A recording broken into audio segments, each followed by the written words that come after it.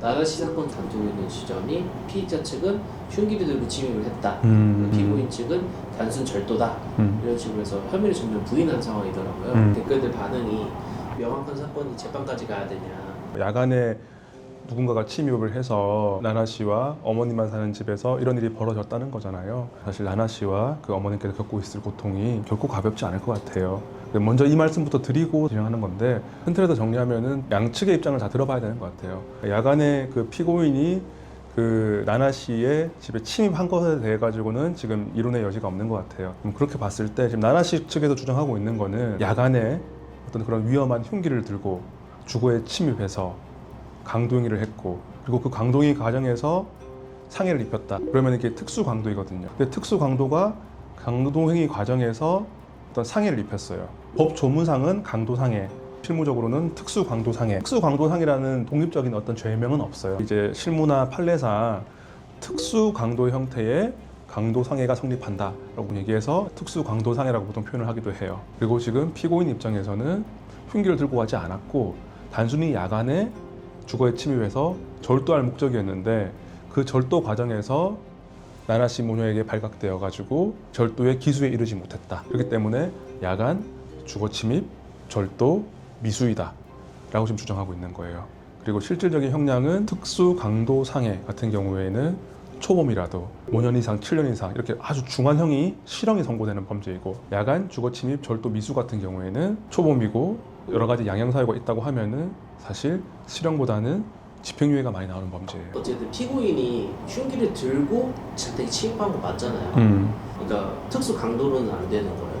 큰 쟁점 중에 하나가 피고인이 칼을 가지고 강도의 실행에 착수했냐라는 거예요. 야간에 칼을 가지고 그 주거에 침입하는 순간부터 사실은 이게 강도행위에 착수했다고 판례는 주로 보거든요. 야간에 타인의 집에 침입해서 절도하는 과정에서 어떤 그런 흉기를 가지고 들어갔다고 하면은 그 과정에서 피해자를 위협하거나 또 피해자들이 거기에 대해서 저항했을 때는 또 그 칼로 인해 가지고 상해 행위들이 발생할 수 있다는 것을 사실 충분히 예측할 수 있는 거잖아요. 이제 그렇기 때문에 사실 이건 충분히 그러한 고의를 가지고 흉기를 들고 강도 행위에 실행에 착수했다고 볼 수 있거든요. 그런 부분들도 첫 번째 쟁점이 될 것 같고요. 어쨌든 지금 이제 가해자 입장에서는 자신의 죄를 최대한 낮출 수 있는 전략을 택할 수밖에 없잖아요.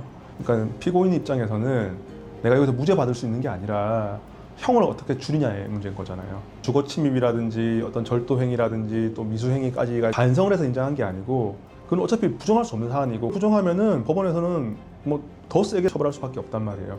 그렇기 때문에 지금 전략적으로 선택하는 거예요. 또 다른 관점에서 봤을 때는 그 강도행위 과정에서 어떤 고의성을 가진 것이 아니라 저항하거나 여러 가지 상황에서 우발적으로 발생했다고 하면은 양측의 주장이 아닌 중간 지점인 강도치상으로 사실 의율될 가능성도 상당히 높죠. 강도상해나 강도치상이나 무기 또는 7년 이상으로 법정형은 동일하거든요.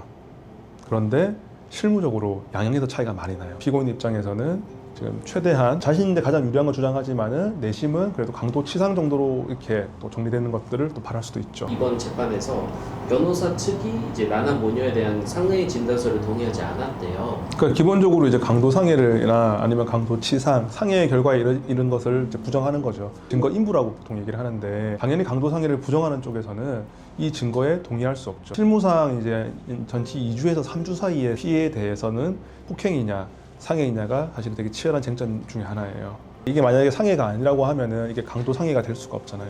상해를 판단하는 어떤 법적 기준은 크게 두 가지만 생각하시면 돼요. 이것이 어떤 생리적 기능을 훼손했는지, 별다른 치료 없이 자연 치유되는 것인지, 보통 이 두 가지 기준을 가지고 사실 판단을 하거든요. 그렇기 때문에 어떤 피해에 대해서 치료를 받아가지고 회복이 됐다고 하면 그건 당연히 상해인 거죠. 아니면은 사실 뭐 별다른 치료 없이 일상생활을 했는데 자연스럽게 치유가 됐다. 그러면 사실 그것은 상해가 아니라 사실 폭행으로 넘어갈 수 있는 부분인 거죠. 그러면 앞으로 좀 어떻게 될 것 같으세요?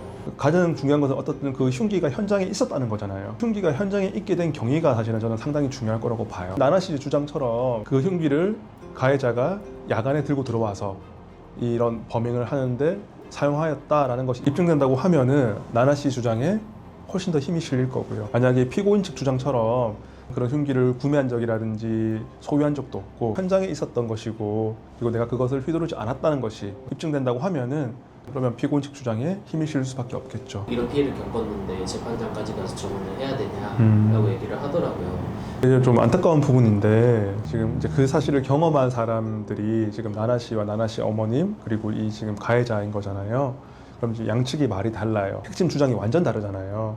그 부분에 대해서 증인을 통해서 확인하는 과정은 사실 필수 불가결한 조치이긴 해요. 피해자가 왜 법정에 가야 되냐 요 관점보다는 피해자가 법정에 갔을 때 어떻게 피해자를 안전하고 여러 가지 문제점 없이 보호할 것이며 실체적 진실을 밝히기 위해서 그 피해자의 신문이라든지 여러 가지 이 과정들을 진행할 것이냐 이 부분에 있어 가지고는 우리나라는 피해자가 불리한 부분이 있다. 사건을 진행할 때 정보에 접근하는 거라든지 어떤 뭐 재판을 받을 때의 과정이라든지 그래서 좀 더 이런 피해자를 좀 두텁게 좀 더 섬세하게 사실은 보호하고 또 지키는 어떤 그러한 절차들과 그러한 과정들에 대해서 우리 사회가 또 함께 고민하는 계기가 되었으면 좋겠어요.